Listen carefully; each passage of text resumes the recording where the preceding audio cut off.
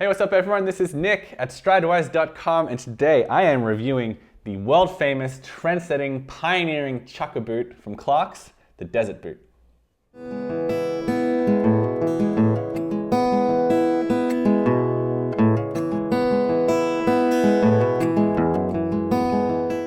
So Clarks is a monumentally successful shoe company that was founded in England in 1825. I actually used to wear little leather Clarks shoes to school every day when I was a kid in Australia. And the Desert Boot is maybe one of the most iconic boots of all time. It's definitely the most iconic Chukka boot. The manufacturing of this was spearheaded by Nathan Clark, who was the great-grandson of the founder of Clarks. When he was a soldier in Burma in World War II, and he noticed all these soldiers walking around in these crepe sole boots. That's the type of rubber that's on the sole here. These kind of boots were originally designed to be worn in the war in North Africa during World War II by British soldiers. And when he got back to Britain, he was really excited by this idea of these crepe-soled shoes with a suede upper. But he had a lot of trouble selling the idea in England because crepe soles and suede uppers were kind of associated with the working class. But in the late 40s, he brought the idea to America and it took off. It became really successful. And yeah, today it's definitely the most famous, most beloved Chukka boot in the entire world. So what makes it so special? Let's take a closer look. Now, because it's become such a popular boot, the Desert Boot is available in a wide variety of different forms and materials. They don't all come in suede, and there's even a Goodyear welted version of this boot that Clarks sells that's considerably more expensive than this considerably inexpensive boot. But this one here is Oakwood suede, and at least according to the guy who sold them to me on Madison Avenue here in New York, this is the most popular variety of the Desert Boot. So, this is the Oakwood suede Desert Boot. This is a Chukka boot, and it is the Chukka boot, basically. Like, this is the most popular Chukka boot in the entire world. I'm happy to say that. And it is, I mean, yeah, so it meets all the criteria of the Chukka boot. It's very low. This is just like 10.5 centimeters tall. It's about as low as you can get while still calling it a boot. There's barely any laces to speak of. You've just got 2 sets of eyelets here. And it's got this very characteristic crepe sole, which has a lot of upsides to it. It's very light, it's very comfortable. It gets a lot of dirt on it very easily, and it's not formal at all. So it's a very unpretentious boot. It's very informal. You'd be pretty crazy to wear these with slacks. So even wearing them with nice khakis, I feel a little bit weird. But I mean, it is what it is. You know, it's an inexpensive boot. It's pretty versatile in a bunch of different situations, but it's not particularly formal, especially because of this crepe sole. When I wear these, my friends tell me that I look like an archaeologist or an old-fashioned carpenter, but yeah, they're definitely most popular for, they got popularized from being worn in the Western Desert Campaign in World War II. So yeah, there's a lot that I like about this boot. You can't judge it by the same standards as like a $500 Alden boot. You just can't, like they're just a completely different ballgame. The main criticism that I normally hear leveled at this boot is that it is kind of shapeless, like it's kind of blobby is a word that I've heard about this boot. It doesn't have very many curves. It's not particularly sexy in that regard. It's just like a very kind of floppy, informal sort of boot. But one of the upsides of that, in my opinion anyway, is that this is a really good warm weather boot. The suede is very thin, and I will make a lot of enemies for saying this, but I think in the right context, if you can't see the socks, they can be worn with shorts. A lot of people disagree with me on that, which is fine. You can disagree with that if you like. But I think given, if it's like warm out and I want to be a bit more formal than flip-flops or sneakers, I don't have a huge problem wearing these with shorts. So they're versatile in that regard, more so than a lot of other boots. The Desert Boot is available in leather and fabric, but this here is a waxy suede. And as I mentioned, this is the most popular form of the boot. So like when tanneries get their hides, they keep the top grain and they split it off from the rest of the skin. The split is the part that falls off from the underside, and that's usually where suede comes from. But I actually had difficulty ascertaining where the suede comes from, like which country the suede comes from. I know the boot itself is made in Vietnam. When I called up Clark's customer service, they told me the leather is made in Vietnam as well, but there are a lot of other sources that say it comes from CF Stead in England, which is like a really popular tannery in Leeds. I know that is true for the pricier versions of this boot, but it seems unlikely for this super cheap one. In any case, I can't really say. I can't say exactly where the suede comes from, which is a little bit frustrating. I do know that it's not the best looking or the strongest wearing suede I've ever seen. It's certainly not as nice as the suede on like Taft's Dragon boot. It's not waterproof, it's pretty thin, it stains kind of easily. You can see this little stain here. But I mean, it's nice and soft and it breathes very well in warm weather. So, you know, there definitely are many situations in which this suede works very well. So when it comes to cleaning and taking care of this suede, you're going to want to get like an actual suede brush to get rid of some of the dust and the grime. It is the kind of suede that is going to stain relatively easily. So when that happens, Clarks actually told me on the phone that you can use a pencil eraser just to get rid of stains, which is not completely uncommon for suede. But you might want to get an actual suede eraser if you want to really make sure that you're using a product intended for shoes. But you know, a pencil eraser will probably be fine, especially on this like sort of level of quality of suede. And that's pretty much it, honestly. A lot of people don't typically condition suede with like oils or anything because that can ruin the nappy finish. It's not really something you need to think a lot about moisturizing. Some people like to use wax, like Otter Wax. They like to apply that to it regularly, but I don't think you really need to, not with this particular boot anyway. If you really want to get them wet, I mean, they are called desert boots, and Clarks told me very sternly not to get these boots anywhere near water. They're just not really designed for that. A lot of suede out there is waterproof. This isn't, and also the sole like tends to sort of suck up water, so you can get wet pretty easily wearing these boots. But you know, if you really want to waterproof them, you can use something like Kiwi's Suede Protector, but that's not official advice from Clarks. So this is what's called a crepe sole. Sometimes it's called plantation rubber. Elephant in the room, it gets very black very, very easily. You can see the exact outline of my foot here if you've ever wondered what that looks like. So this is a crude, cheap form of natural rubber. It is usually obtained when coagulated latex is passed through heavy rolls called crepers, and then the resultant material is air dried. Some people consider it more environmentally friendly than other soles because you can tap rubber trees for rubber without killing them. There's like less waste involved. And it's very, very, very soft. It's very informal and it's very cheap. Traditionally, it's been on workers' shoes and boots.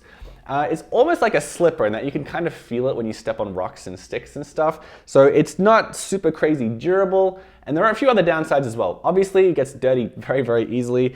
Things like to stick to it as well. I don't know if you can see this, but there's like little bits of like fabric and thread and carpet and other things that just get stuck to it. Like it likes to stick onto things when you're walking around.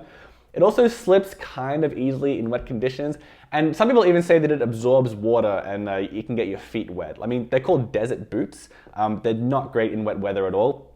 They can also be sensitive to solvents, like if you step on some oil or something like that, they can start to crumble. And it's also pretty reactive to temperature, like it gets pretty stiff in the cold. And there are even reports out there of them melting a little bit in very, very hot environments, like standing on brutally hot asphalt and things like that. But you know, they're very, very comfortable anyway. You'd think they would be hard to resole because this is not actually a Goodyear welted shoe, it's rapid stitched, but it's actually not uncommon for a cobbler to be able to resole crepe shoes if that's something you want to do. Resole.com does it if you don't have any cobblers in your area that want to. Of course, you have to ask yourself whether or not this pretty inexpensive upper is going to last long enough for it to be worth it. So when it's time to pick a size, you're going to want to order like about a half size down from your sneaker size. So for me personally, I'm between an 11.5 and a 12 on a Brannock device, and this is a size 11 for me, or 10 in British sizes. And I am labeled an 11M, M for medium width, which I guess is analogous to the D width. In the British size, I'm a 10G. So if you are a D width, you're looking for a G or an M, and that's not going to be hard to do because these shoes are actually only available in one width, which is definitely going to be a bummer for people with particularly wide or narrow feet. Of course, you can always experiment with just getting like a size up if you have wide feet, size down if you have narrow feet. That can work for some people. But yeah, the lack of widths, that's definitely going to be a downside for quite a lot of folks. For me, I almost got an 11.5 because these were a little bit tight when I was wearing them around the store. And while I seldom recommend buying tight boots, they kind of stretched almost as I was wearing them around the store. I could feel them actually stretching just in those first like minute of wearing them. And within less than a day, they'd molded to my foot just fine. So this particular suede anyway, it stretched pretty considerably and I didn't have any issues with it at all as a D width. I can't speak to the other leathers that they have, but the suede worked just fine with me. Besides all that, the comfort of these boots is really phenomenal. They're very, very comfortable. The crepe sole, despite certain disadvantages, it has one of the big upsides. It's super, super, super, super soft. I didn't really feel like I was very well supported. It's not like there's like a steel shank in here for arch support or anything like that, but it's very, very soft. It's almost kind of like walking around in slippers in that you can feel the things you're walking on. If you like step on a rock or something, you can kind of feel that through the sole of the shoe. So it doesn't really give you this feeling that you're in a very kind of sturdy, indestructible work boot like you get with something like a Viberg. But yeah, for what it is and for the money you're paying, yeah, it's very comfortable. So the price is a big upside of the desert boots. You can get a pair of these for $130. That does vary a bit. They often go on sale for $90, and the price does vary a little bit throughout the different varieties. Like the blue-gray suede is about $10 more expensive. Some of the fabric ones are a little bit cheaper. But yeah, you should expect to pay $130, especially for the Oakwood suede, which is the most popular variety, so they don't go on sale quite as often as the other varieties. So 130 bucks, that's pretty cheap for a pair of boots. If you really want to step them up, you can get a pair of Goodyear welted Clarks desert boots for $300. But yeah, 130 bucks is the normal price, and while they are they're pretty stylish and they're pretty comfortable boots, the price is definitely the main reason, in my opinion, why they're such popular boots.